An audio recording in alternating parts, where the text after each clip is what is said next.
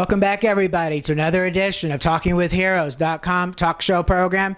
I am Bob Calvert, your host, and it's www.talkingwithheroes.com, our online news site. Thank you for your service.us. Ted is behind the camera, and we're here still at Camp Eggers in Kabul, Afghanistan, and right now we're inside the chapel house, and we have a group of men here, young men. Is that okay?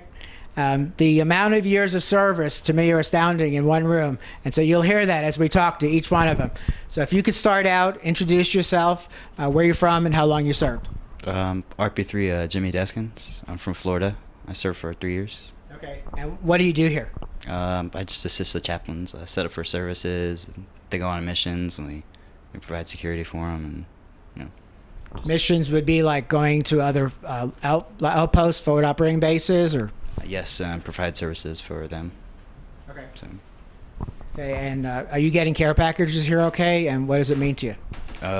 Yes, we're getting care packages. Okay. It's pretty good. I mean, it's good. Yes, sir. Okay. Would you like to give a shout out to family and friends back home? Yes. Just my mom, my brother, and my grandparents. So. Okay. Yeah. Thank you. Thank you for your service to our country. Where are you from? Sgt Eric Schmid. This is my 5th year of service, first tour to Afghanistan. I'm a chaplain assistant here with the NTM-A mission, both supporting the ANA and the ANP. I do escort missions with the chaplains to the Ministry of Defense to provide security for them. Care packages, we have a good steady supply. It is a morale booster, especially for those who may not get them in some of the OPs or the outlying providences. And so when we get extras, one thing we do is we'll send out to the other posts that don't have, a PX or, other supplies for U.S. support. And we've seen a huge increase in the amount of graduates at the Religious and Cultural Affairs Academy, and the professionalism there shows huge steps forward in progress for the mission here. Okay. Are you getting support from any churches back home? We get support from several organizations, both churches and volunteer organizations who have been supporting the military for the last 10 years. Some I worked with before in Iraq when I was there in 2007, 2008. Continue to support us here with our mission as well. Any particular names of organizations, or? There are about 2 or 3 dozen I've worked with, sir, Really? and so it's hard to remember all of them by name. Okay, that makes sense. Yes, sir. Okay. Would you like to give a shout out to family and friends back home? My wife Megan, my daughter Anna, my daughter Janessa, and then my mom and dad and the other family members that have supported us through the many years and multiple deployments. Okay, thank you. Thank you, sir. Thank you for your Staff Sergeant Tommy Copeland. I'm from Des Moines, Iowa, and going on my 28th year of service, dedicated service. So, Is this your first deployment? this is my first deployment, and finding it rather enjoyable. Basically, just getting out and seeing the Afghan culture and getting a very good understanding on how the Afghan people are accustomed to their way of life. Okay, and so what do you do? What is your job here? Basically, my job is to provide security for the chaplains, but not so much just for the chaplains, but as well as anybody that might be in the general area dealing with the chaplain corps. We set up for various denominations such as Catholic, Protestants, Lutherans. We can say Lutherans because they're part of the religious background too. The overall is to unite people and bring them closer, or bring them closer to one true God, and also give them that spiritual support that they need while they're here in country. The turnout, as far as number go, are extremely positive. We get the Protestant service takes on quite a few numbers of people, as well as the Catholic. And right now we're working on establishing the Knights of Columbus here, and it's a very positive attitude for young men to get involved and stay in touch with their faith, and it's good. It really is good. It's outstanding work. So are you getting pretty good support from back home?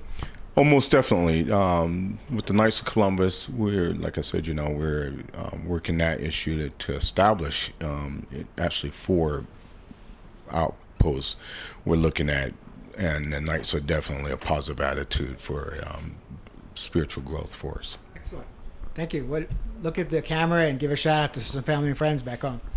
I want to say hi to all my family and friends in North Carolina, Iowa, and those people that are supporting our missions while we're here in Afghanistan. There's some positive growth, and we'll continue to assist the Afghan and let them lead the way as we see their future developing.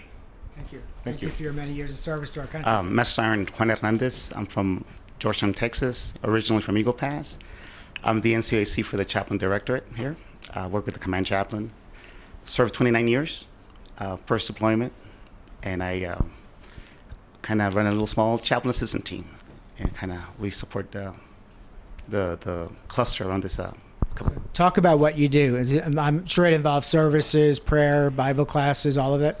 Yes, I'm the Religious Services NCOIC, which means that we support all the different chaplains, denominations, ensuring that they provide, that the soldiers receive the right chaplain care, religious care. Okay, now I heard earlier about going on missions. That's to outposts where maybe there isn't a chaplain, but you provide that service? Yes, primarily the Catholic priest, he goes out on different missions to support the soldiers. Okay, and we want to make sure that the soldiers there get the right religious support, not only Catholics but also Protestant.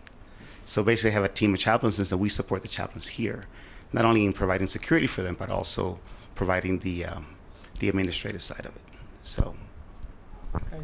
Are you getting support that you see from churches back home? oh yes, yeah, primarily from my family. So Family, yes, okay. yeah, yes, sir. Okay.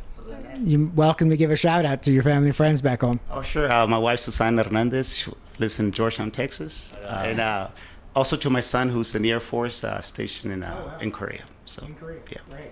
Thank you to him for his service too. Thank you for your service to our country. Thank you. Chaplain Mark Thompson from Minnesota. My third deployment overseas, and I am the Garrison Chaplain and an advisor to the Ministry of Defense. Okay. And where was your other deployments?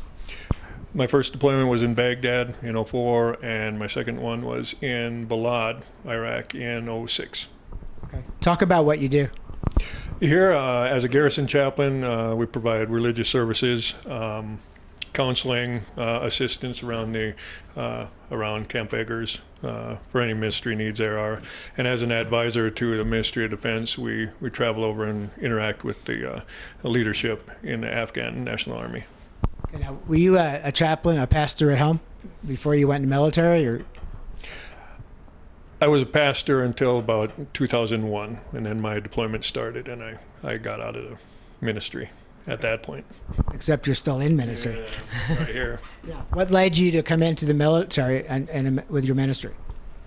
Oh, I've been in the military since '91. I got my commission in '98 to be a chaplain. Were you active duty or reserves or National Guard or? I've been in the reserve my whole time. Good. Because the Reserves Association encouraged me to talk to reserves. Talk about that, because a lot of people don't realize you're not active duty, so you're not full time. So when you go back, do you go back to a job or a church or? Yeah, when I leave here as a reservist, when we get deployed, we leave our churches, we leave our employers. When I go back now, I'll go back to 3M in Hutchinson, which is a fantastic group. And I'll go back to my church, Shalom, where I'm a member in Hutchinson. Okay. Talk about some of what you do here. I understand that some of it involves traveling too. We do have missions. We have VCR missions, volunteer community relation missions, where we bring supplies to schools and to needy people in the community. Okay. And also, you have regular services. You have Bible classes. Yeah, we have several services throughout the week. We have Protestant, Catholic, and some distinctive faith group leaders also conduct services on the post itself. Okay.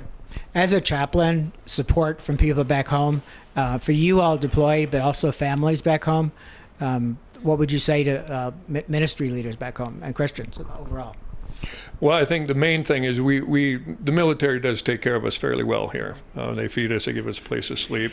We do get the care packages from families and churches. The biggest concern, the biggest advice I would give to churches would be support the families back home. they're not taken care of quite as well as we are when we're here. So keep an eye out. I encourage the family readiness groups to continue to meet and to continue to encourage one another through the deployments. Great. Appreciate that. Why don't you give a shout out to family and friends back home? Well, Shalom Baptist Church in Hutchinson, they've been supporting me very well. And 3M in Hutchinson, they've been doing very well. I appreciate both of them. Family, Chris, my wife, like to say hi to her, and my children, Caitlin, Tori, Evie, Carrie, Alex, and Madeline. And they would not forgive me if I didn't say hi to Max and Grace and Emmy and Luna, the pets. Your pets. That's Yeah. good. All right.